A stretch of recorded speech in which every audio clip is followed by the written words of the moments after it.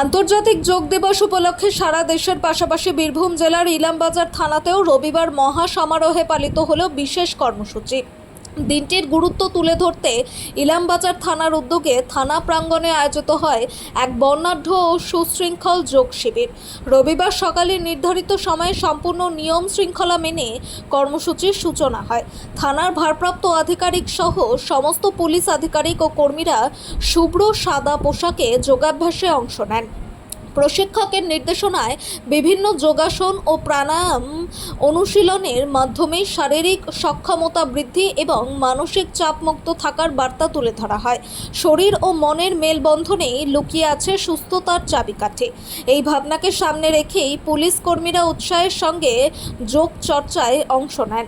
জনসাধারণের নিরাপত্তার দায়িত্ব পালনের পাশাপাশি নিজেদের শারীরিক ও মানসিক সুস্থতা বজায় রাখার ক্ষেত্রেও যোগাভ্যাসের গুরুত্ব এদিন বিশেষভাবে তুলে ধরা হয়।